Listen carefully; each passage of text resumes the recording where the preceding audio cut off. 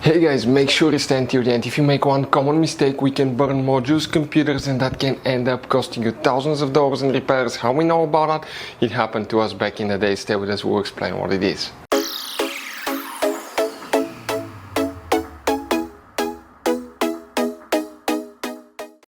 Hey guys, welcome back to World Mechanics. Thank you guys for watching and subscribing to the channel. Now, today will be super quick video, but very helpful video guys for any of you having Dodge, Jeep or Chrysler vehicle.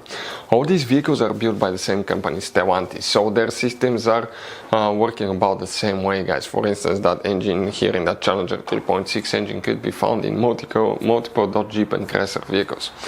Now, if you have a problem where the car turns off at a stop light, traffic light, stop sign, it has that automatic start-stop function, but it doesn't start after that. You wonder what causes that, how to fix it.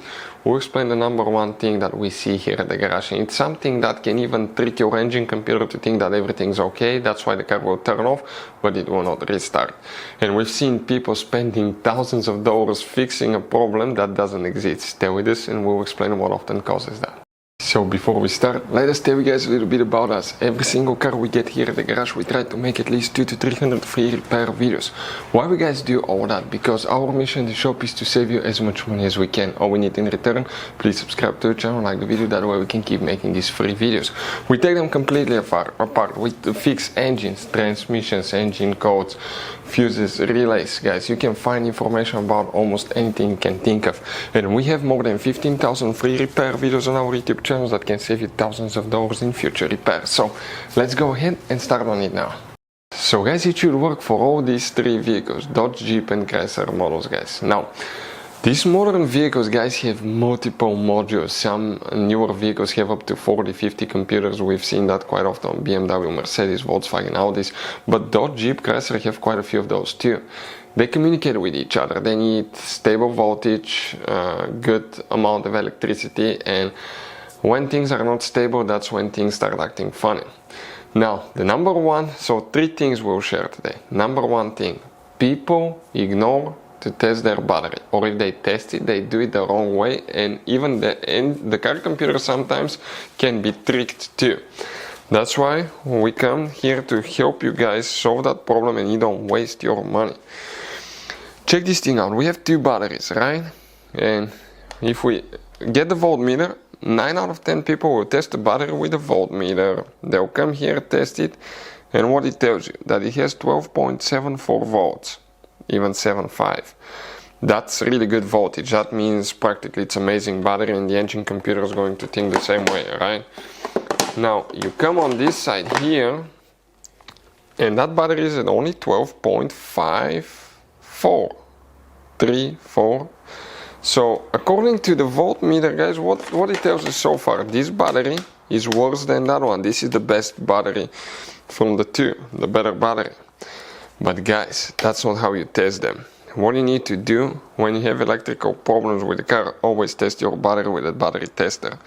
We'll share the information in the video where you can get one from. It's amazing too, that can pay itself off in one-time use. They're very inexpensive. It says we have 12.76 volts.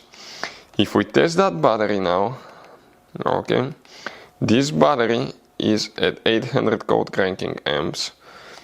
And this battery, guys, out of this 800, even though we have amazing voltage, we're going to have only 160 left out of 800, and the state of health is 3%. So that battery is shot. That's why your Dodge Jeep Chrysler vehicle may not start after turning off at a stoplight, stop sign, guys. This one, that's at only 12.58 now. We want to show you. Okay. This one, we're going to test that one now. Check this one now. It's a GM. This is a little bit bigger battery. It's the H8 size, H8. And this one, if you look, guys, okay, check it out now. It's going to be at 960 out of 900, state of health 100%. That's better than new battery. So voltage doesn't mean much more, guys. In some cases, you may get super lucky, and when you test it, you may find out, okay, that you have low voltage battery like this one here. That's on the vehicle. This is only at okay, let us come here. 10.6 volts. And this one, if we test it now, guys, okay, that's a regular flooded one at 730 cold cranking amps. You're going to notice right away, even checking the voltage, that this is a not good battery. 10.6 volts, it shouldn't be like that after driving the car for 10 hours the previous day. And this one has only 190 cold cranking amps out of 730, state of health 19%. So if the car doesn't turn on after the automatic start stop, check the battery, guys. Number one thing we see here at the garage. Another mistake people make, guys, when you replace a car battery, you have positive and negative terminals right here. If you do not disconnect and reconnect them the correct way, you need to know which battery terminal to disconnect first and which battery terminal to connect first. You can burn computers, modules, electronics that can cost you thousands of dollars, guys. How we know about that? Back in the day, we burned one on a Mercedes C-Class WT03 and that cost us $2,000. Now, we'll put a link, guys, for your convenience in the description of the video below, which battery terminal to connect and which battery terminal to disconnect first. Check it out, guys. Hopefully the video will be helpful. Thank you guys for watching. See you next time.